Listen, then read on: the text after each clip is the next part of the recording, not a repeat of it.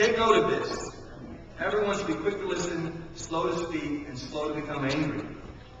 For man's anger doesn't bring about the righteousness or the righteous life that God desires.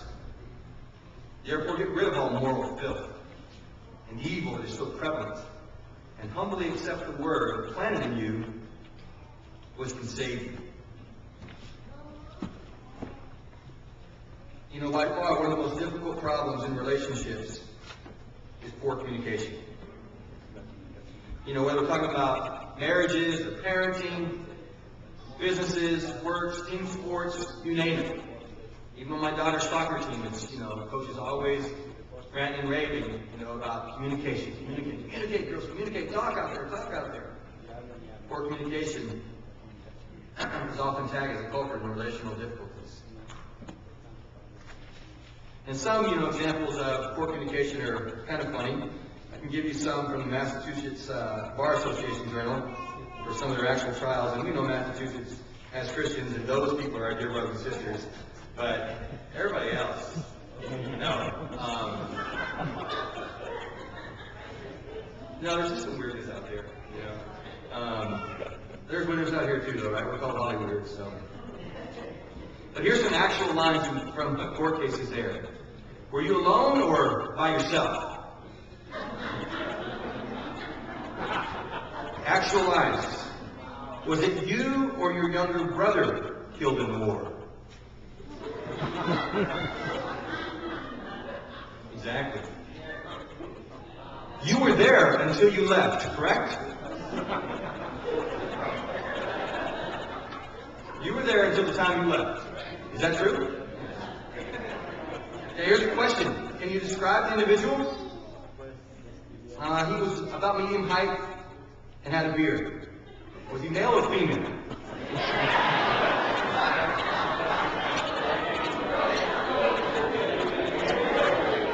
Doctor, only in a circus. Doctor, how many autopsies have you performed on dead people? All my autopsies are performed on dead people.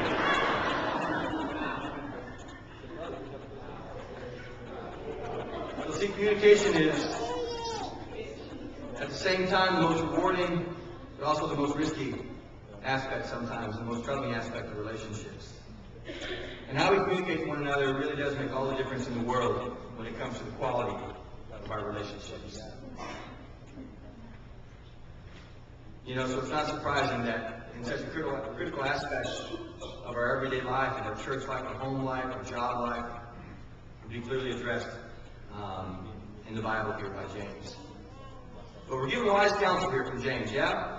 He gives us some preventative medicine for our relationships. And if we follow this teaching, guys, it will save us a lot of pain in our church, in our homes, and in our jobs. James tells us, like we read there, take note of this. So first off, guys, we need to adopt an attitude that actually helps our relationships. Amen?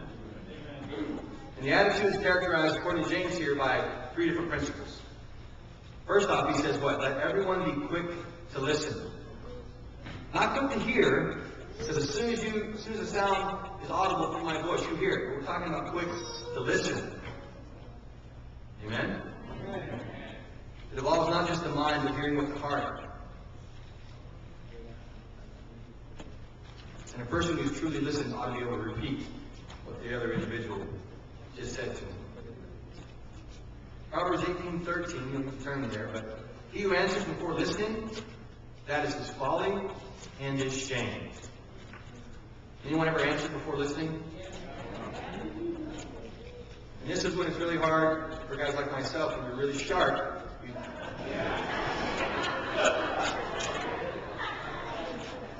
No, it's just sin, yeah? But we've all done that. I mean, think about that. It's like, so often, especially if someone's, you know, I know it happens with my children. It seems more so as they get a little bit older. My teenager, it's like, the minute the words start coming out of their mouth sometimes, it's like, I know where this is going. I've heard this before. I have lived this before. I know exactly what you're thinking, what you're trying to do, so you don't even just say it, and nothing drives her more insane.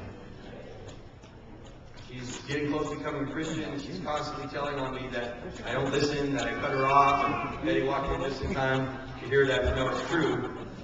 And, I've told her, don't share the family business.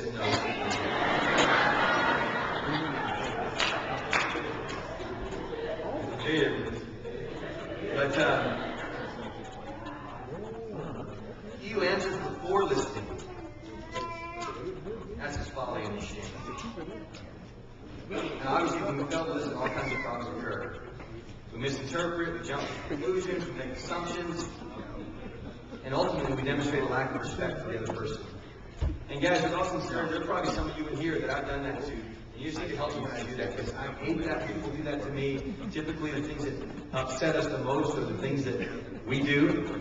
That's why pride breeds pride. We all hate pride, so when we're being prideful, we can't stand it. The other person has the audacity to be prideful at the same time to look at everything. Look over Ecclesiastes chapter 5.